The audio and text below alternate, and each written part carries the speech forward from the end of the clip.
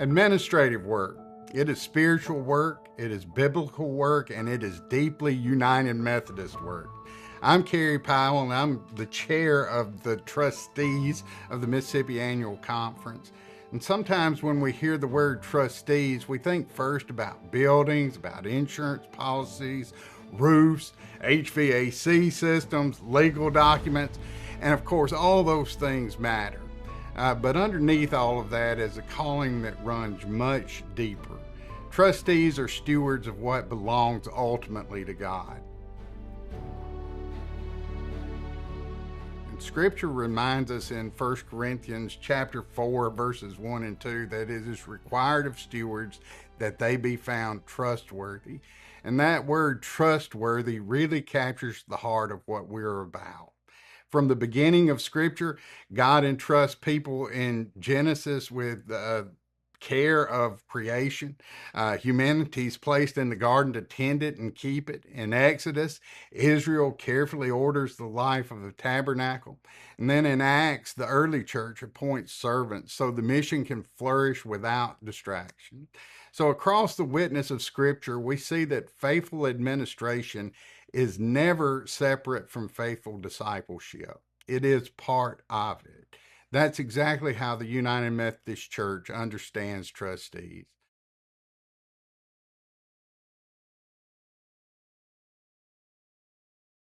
According to the Book of Discipline, trustees hold and manage property not as owners, but as stewards. And importantly, we hold that property in trust not only for the local congregation, but for the whole connection. That's where our theology becomes very practical. The trust clause is not simply a legal mechanism, it is a theological statement. It says we belong to one another. It says our ministry is shared. It reminds us that what we hold locally serves Christ's work globally. So when trustees make decisions about buildings, about land, maintenance, investments, or the use of the space, we're not just managing assets, we're safeguarding places where people worship, where people pray, grieve, where people learn and grow and come to know Jesus Christ. We're caring for the tangible resources that make ministry possible.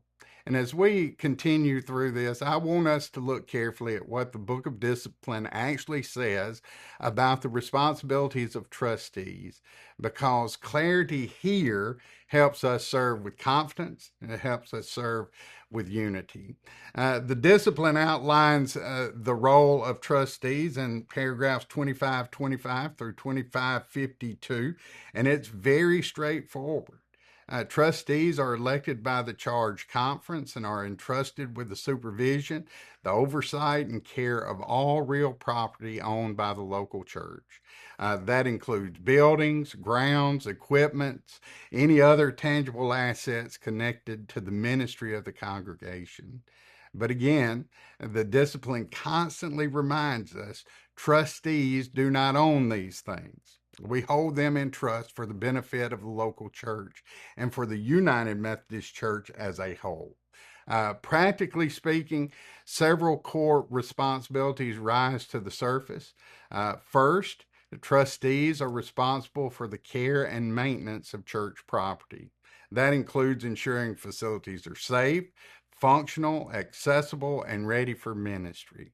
Roofs and heating systems may not sound spiritual, but when they fail, ministry suffers. Faithful maintenance is faithful ministry.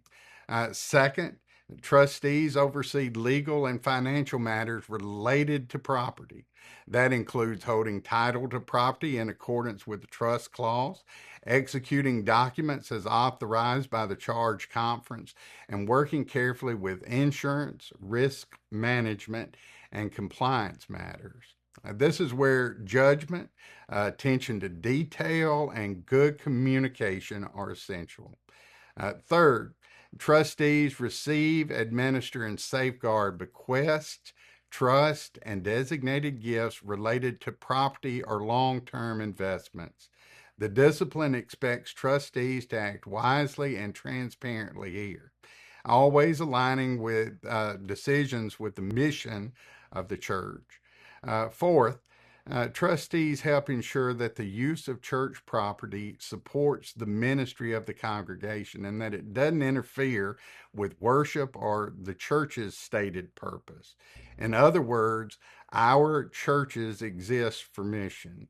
Every decision we make about their use should be shaped by that question. Does this serve the work Christ has given this church to do? And finally, trustees operate within an accountable system. We serve under the authority of the charge conference. We collaborate closely with the church council and pastor, and we remain connected to conference guidance when necessary. The discipline assumes trustees work as a part of a larger body, not independently. And now let's move toward best practices, especially as they relate to managing the physical assets of the church.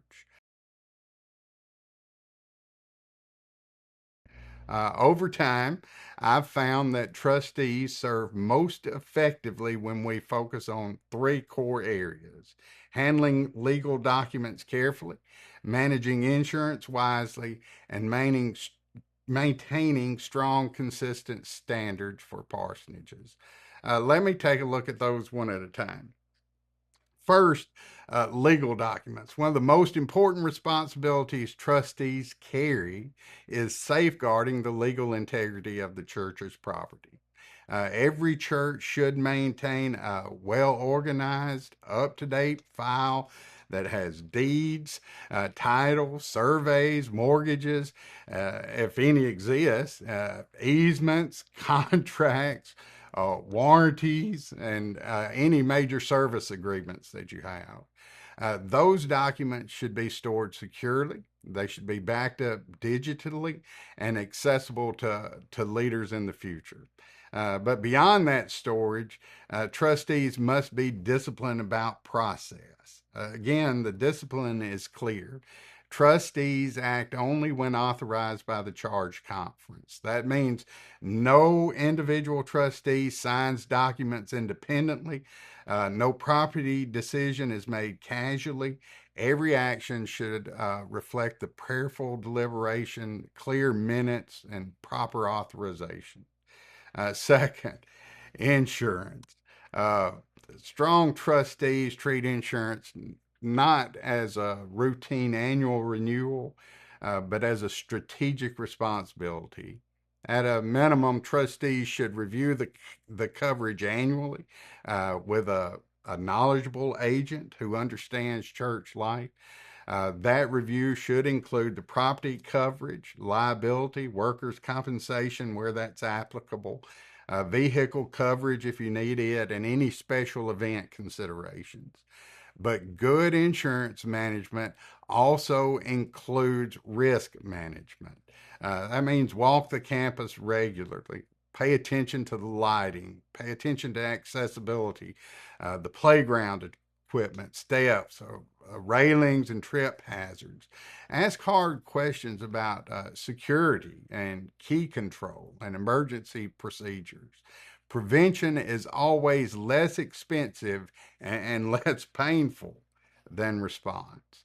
Risk management types of self inspections matter. The most common sources of loss for churches are not dramatic events, but small facility issues that are left unaddressed, like uneven walking surfaces that lead to slips or falls, minor roof leaks that become mold problems, electrical systems that don't have proper surge protection, or unclear building use policies that create liability concerns. Careful facility management is just one of the most practical ways that trustees protect both people and ministry. The regular self inspections help us notice those small concerns before they become large problems. And that allows the church to remain a safe, welcoming place where worship and mission can thrive and do that without unnecessary interruption. Trustees should communicate clearly with ministry leaders about responsible facility use. Shared awareness across staff and volunteers strengthens the whole system. Third, parsonage standards. Parsonages deserve special attention because they sit at that intersection of property care and pastoral care. Best practices for the parsonages begins with consistency, an annual inspection, clear communication, timely responses to repairs. But beyond checklists, trustees should approach parsonage care relationally. A parsonage is not just a house, it is someone's home. Churches that plan ahead for long term improvements avoid both crisis and frustration. The annual conference has provided guidance that helps us maintain consistency and clarity. These standards help churches think about appropriate size, condition, and responsibility for furnishings and appliances. They give us shared expectations so both the church and the pastor are well served. Best practices begin with consistency, an annual inspection, clear communication, and timely response to repairs.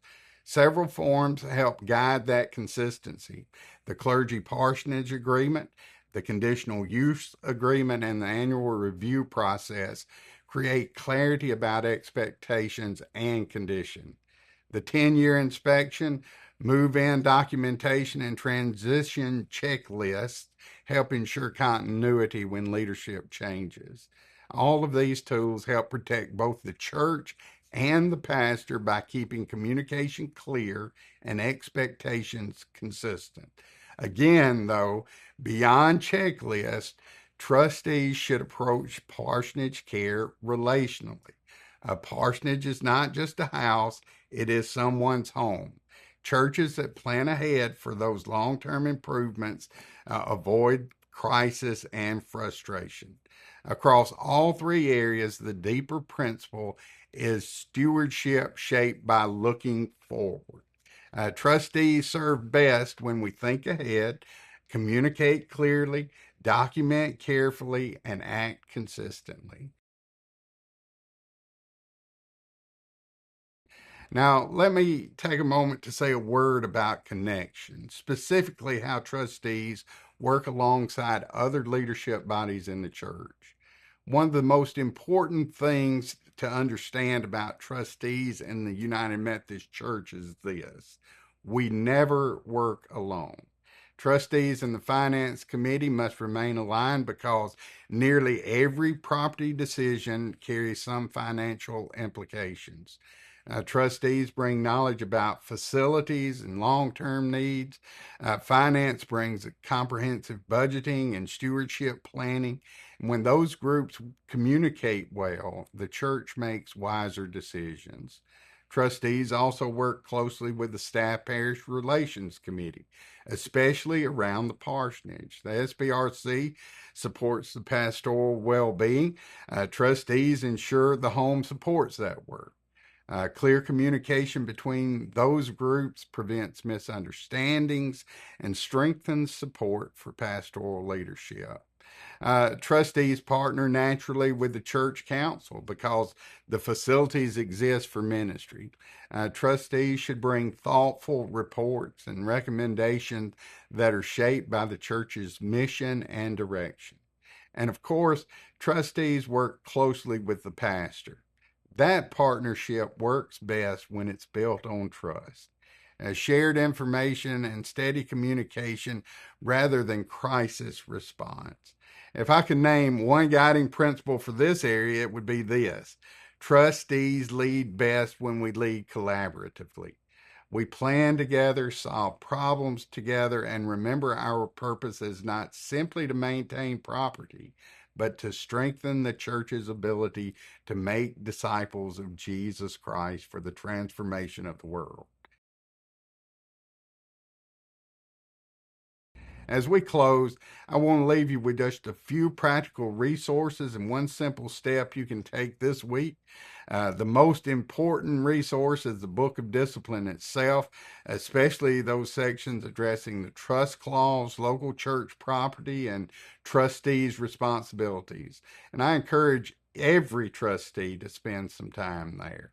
It gives us a confidence and clarity together. Second, make use of the resources that are available through the Mississippi Annual Conference of the United Methodist Church. Many conferences provide helpful checklists for inspections, insurance reviews, parsonage standards, and ours certainly does. And third, learn from one another. Some of the best wisdom comes through conversation with experienced trustees across the connection. One simple step that you can take this week is to simply set some time aside to review your church's core property file. And just ask yourself 3 questions. Do we know where our legal documents are?